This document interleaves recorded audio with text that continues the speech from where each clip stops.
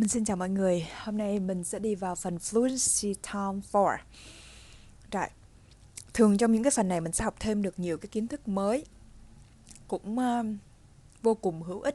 Bên cạnh những cái ngữ pháp mà mình đã học được trong từng bài, thì mình sẽ có thêm những cái phần này và phần đọc mở rộng rất là hữu ích mọi người ha. Đầu tiên thì mình sẽ cùng nghe hội thoại. Listening 116. Listen, read, and say. Number 1.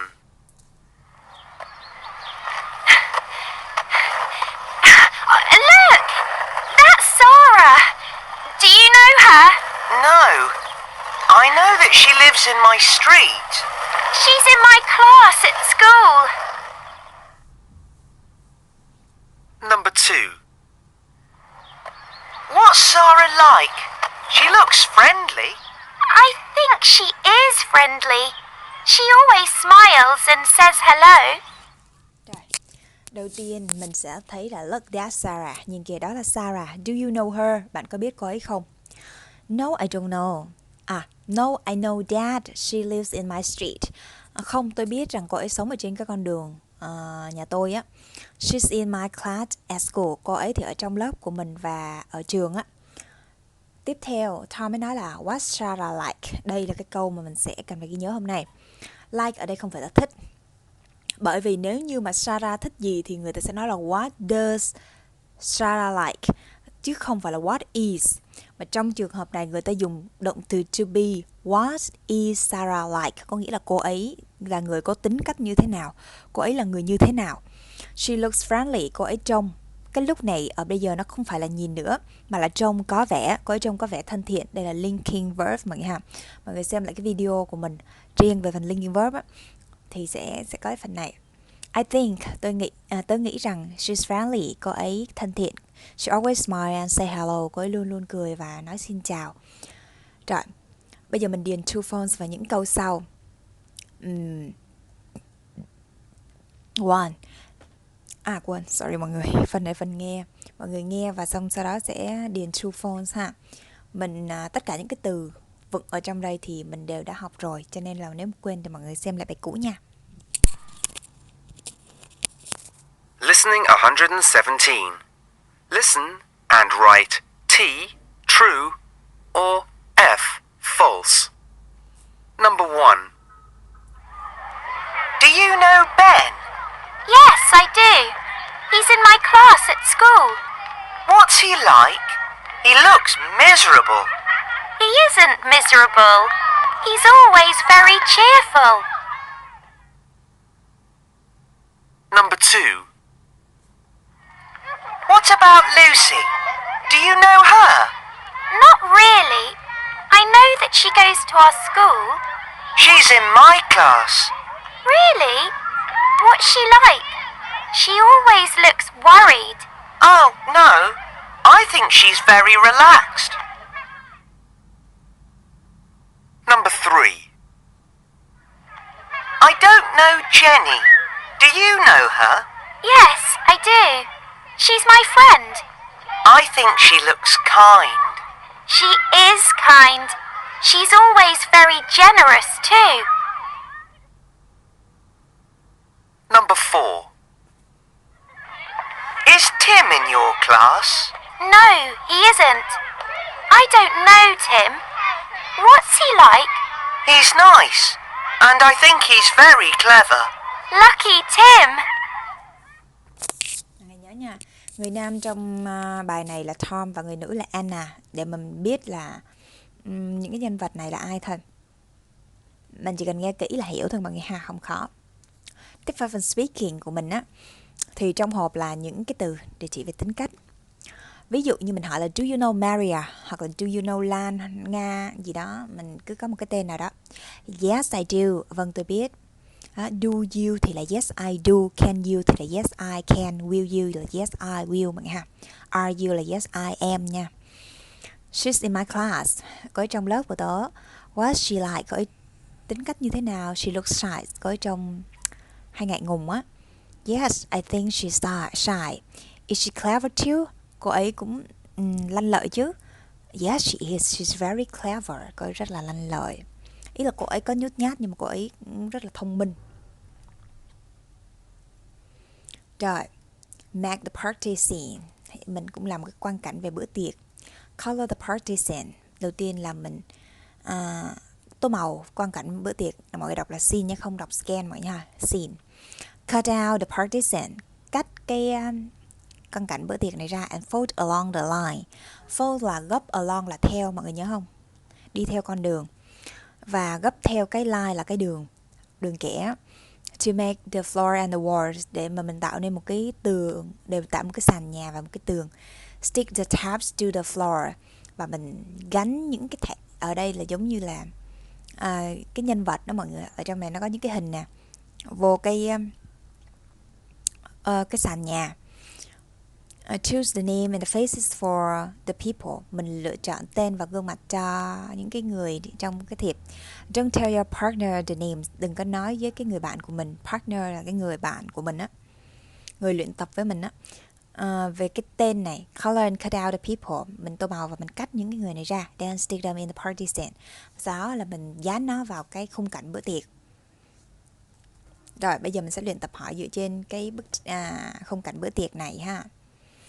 Who is Steve in your picture? Ai là Steve trong cái bức tranh này? Thì bạn ấy mô tả là he is a tall boy, he looks shy. Anh ấy là một cậu bé cao và trông hơi xấu hổ, ngại ngùng. Oh yes, I can see him. Tớ có thể thấy cậu ấy rồi. Can you see Karen in my picture? Cậu có thấy Karen trong bức tranh của mình không? No, I can't. What is she like? Không, tớ không thể thấy. Cô ấy trông, gọi là cô ấy có cái tính cách như thế nào? She's quite short and she looks very mean. Cô ấy thì khá là thấp và cô ấy rất là ích kỷ. Ý là ích kỷ, kiểu như tính cách này mean là nó không được, gọi là nó hơi hẹp hòi mà nghe, có nghĩa là không được hào phóng á. Oh yes, there she is. Cô ấy kia rồi. Rồi phần 4 thì mình sẽ viết thành một đoạn và mình nói là there are lots of people at my party. Có rất là nhiều người trong bữa tiệc của tôi. Bill is tall and he looks clever. Bill thì cao và anh ấy trông thông minh, lanh lợi. Jenny is short and she looks như thế nào đó, generous hay là cheerful hay cái gì đó. Tiếp theo phần review. Rồi tới phần đọc hiểu phần 2 này. Những từ vựng trong đây đều là ôn tập lại. This is a nice park. There are 2 trees in the park and there's lots of flowers. A woman is standing near her. Standing là đứng, near là gần. A boy is walking on the. Walking là đi bộ trên. And a girl is walking on the. A man is cleaning the park. Cleaning là lau dọn hoặc quét dọn, nó làm sạch công viên. He taking order. Anh ấy đã lấy tất cả cái gì đó. And he putting it in the. Và anh ấy bỏ nó vào cái gì đó. The park is very clean now. Công viên bây giờ thì rất là sạch sẽ. Rồi, bài tiếp theo là một đoạn hội thoại và mình sẽ điền những từ ở trong hộp vào. Do you know Sheila? Bạn có biết Sheila không? No, but I know. 3 chấm, she's in my class. Không, nhưng mà tôi biết cái gì đó. Cô ấy ở trong lớp của tôi. 3 chấm, she look clever. Yes, 3 chấm, she's very clever. Rồi, tiếp theo, look. There's Henry. Henry kìa. Who is Henry? What? He, 3 chấm. He are friendly and kind. Thân thiện và tốt bụng. Yes, I can see him now. Bây giờ tôi có thể thấy cậu ấy rồi. Phần này cũng không có khó mọi người ha, tại vì tất cả những cái câu này đều xuất hiện ở trong bài của mình rồi, chỉ là mình ôn tập lại thôi. Tiếp theo ôn tập về was, were, wasn't, weren't. This is a photo of our street 50 years ago. Cách đây 50 năm ha. There were houses in the street then. Lúc đó thì có những cái ngôi nhà trên phố, trên đường. There, 3 chấm, any trams. Tram là xe điện. Cái này á, mọi người nhớ không, chữ any thì nó đi theo câu phủ định thôi ha. Ý là không có bất kỳ cái xe điện nào. There, cars and motorbikes. Có những cái xe hơi và xe mô tô. There, a shopping mall. But there, 2 shops. There, a cinema too. Ha, không có, phần dịch không có. Tiếp theo mình điền had và didn't have là có hay là không ở dạng quá khứ. Phần này cũng không khó luôn. Rồi, đối với phần điền âm này thì mọi người nhớ và về cái từ vựng là điền được. Còn phần đọc thì mọi người đọc dịch là xong ha. All the drinks are on the tray. Tất cả những thức uống đều ở trên cái khay. Rồi, phần đọc mở rộng. Transport là về phương tiện giao thông, phương tiện di chuyển. Đầu tiên mình sẽ cùng nghe trước mọi người nha.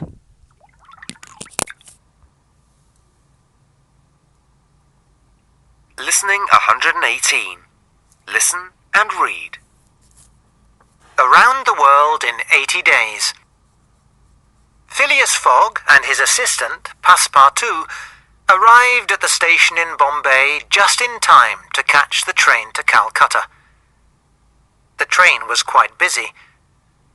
Fogg and Passepartout sat in a carriage with another man. The man's name was Sir Francis Cromarty. He was English, but he lived in India. He told Fogg many things about the customs, history, and people of India as they travelled. Fogg told Sir Francis about his plan to travel around the world in 80 days. What a strange way to travel, thought Sir Francis.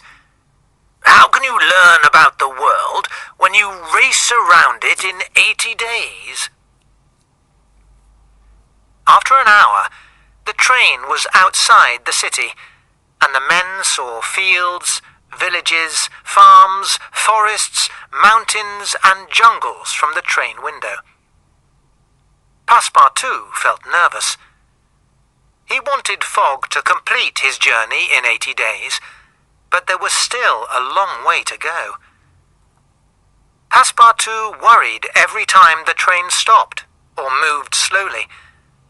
But Fogg was very calm. He didn't worry at all. At 8 o'clock the next morning, the train stopped in a small village. The conductor walked along the train and called to the passengers. No more railway. This is the end of the journey. Where are we? Asked Sir Francis. Colby, answered the conductor. We stop here. But we have tickets to Calcutta, said Sir Francis. The railway isn't finished, said the conductor. It doesn't go all the way to Calcutta yet. Our boat leaves Calcutta in 3 days, said Fogg. We must find a way to get there. Fogg, Sir Francis, and Passepartout went to look for some transport.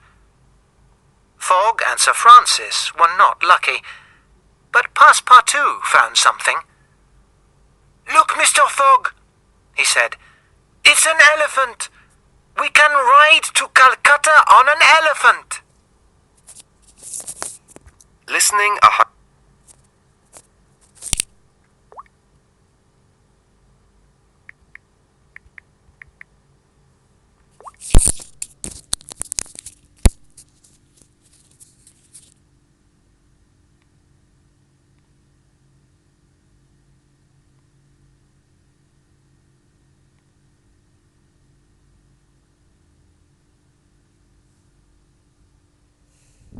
Rồi, hơi dài mà ha, mình sẽ cố gắng hoàn thành. Around the world in 80 days, vòng quanh thế giới trong 80 ngày.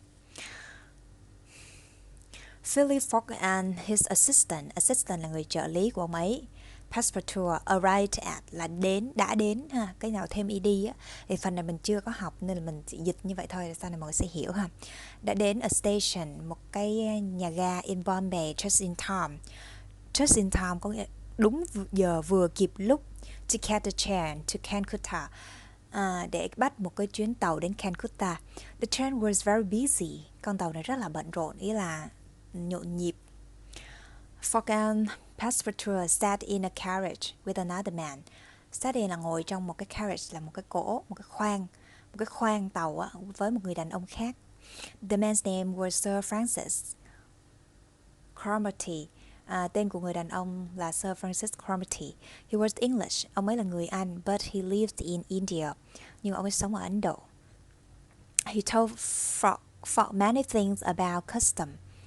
Ông ấy nói cho Fogg rất là nhiều thứ về custom là phong tục tập quán, history là lịch sử, and people of India và những con người ở Ấn Độ as they traveled trong khi mà họ đang di chuyển đó, trong khi mà họ đang đi.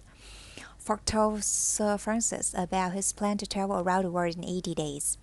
Fogg nói với ông Francis này về cái kế hoạch của anh ấy để đi vòng quanh thế giới trong 80 ngày. What a strange way to travel, thought Sir Francis. Thought tức là suy nghĩ. Ông Francis nghĩ rằng thật là một cái cách lạ lùng, thật là một cách đi du lịch lạ lùng. How can you learn about the world? Làm thế nào mà ông có thể học được, tức là tìm hiểu được về thế giới? When you race around in 80 days, khi mà ông đua vòng quanh thế giới trong vòng 80 ngày như vậy. Race thì chạy đua vậy đó, chạy đua vòng quanh thế giới. After an hour, sau 1 tiếng đồng hồ, the train was outside the city. Khi con tàu đã ra khỏi cái thành phố, and the man saw fields, village, farms. Và những người đàn ông này thì thấy những cánh đồng nè, làng mạc và nông trại, forest, mountain and jungles from the train window. Rừng, núi và những cái jungle là giống như rừng rậm từ cửa sổ của tàu lửa. Passepartout felt nervous. Passepartout thì cảm thấy nervous là lo lắng, bồn chồn. He wanted Fogg to complete his journey in 80 days. Ông ấy muốn Fogg hoàn thành, complete là hoàn thành. His journey là chuyến đi trong vòng 80 ngày. But there was still a long way to go. Nhưng mà vẫn còn một cái chặng đường rất là dài để mà đi. Passepartout worried every time the train stopped. Passepartout thì lo lắng mỗi khi, every time là mỗi khi con tàu này dừng lại. Or move slowly, hoặc là nó di chuyển chậm. But Fogg was very calm. Ngược lại với cái nervous là calm, là rất là bình tĩnh. Fogg thì rất bình tĩnh. He didn't worry at all. Ông ấy không hề lo lắng tí nào cả. At all mọi người ha. Tí nào, chút nào, không hề. At 8 o'clock the next morning, vào 8 giờ sáng hôm sau, the train stopped in a small village. Con tàu này đã ngừng ở một cái thị trấn, một cái làng mạc nhỏ. The conductor worked along the train. Conductor là trưởng tàu mọi người ha. Còn bây giờ có thể người trưởng tàu đi along, đi bên cạnh con tàu, and called the passengers. Passenger là hành khách và họ đã gọi hành khách. No more railway, không còn tàu nữa, tức là chuyến đi đã kết thúc. This is the end of the journey. Đây là kết thúc của chuyến đi rồi. Where we are, chúng ta đang ở đâu? Francis hỏi. Corby, thì người trưởng tàu này trả lời. We stop here. Chúng ta dừng lại ở đây. But we have a ticket to Calcutta. Thì Francis nói là nhưng mà chúng tôi có vé đến Calcutta mà. The railway isn't finished. Thì ông trưởng tàu này mới nói rằng cái tuyến đường này vẫn chưa có hoàn thiện. Có nghĩa là cái tuyến đường sắt này đến Calcutta vẫn chưa có được hoàn thành. It doesn't go all the way to Calcutta yet. Nó không đi được đến, tức là nó không đi được, nó vẫn chưa đi được đến tất cả mọi con đường đến Calcutta. Nó vẫn chưa đến được với Calcutta.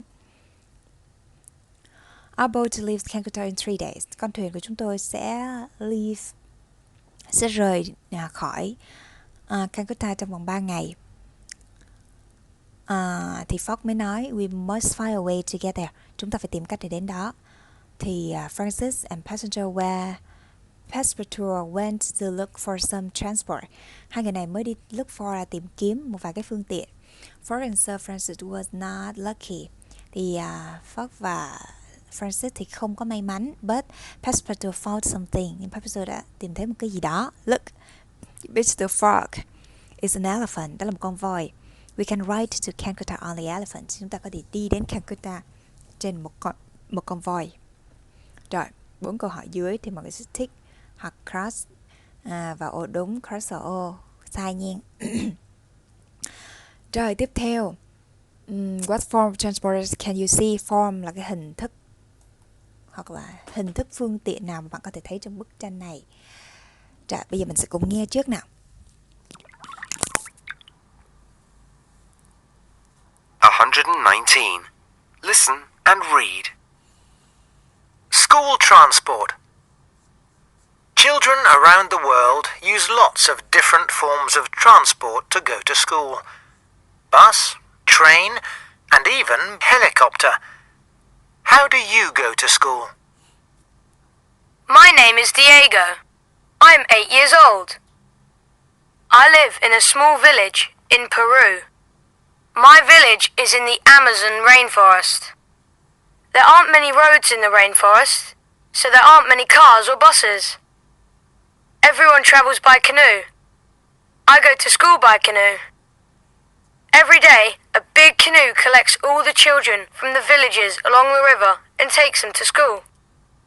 There are usually about 40 children in the canoe when it reaches the school.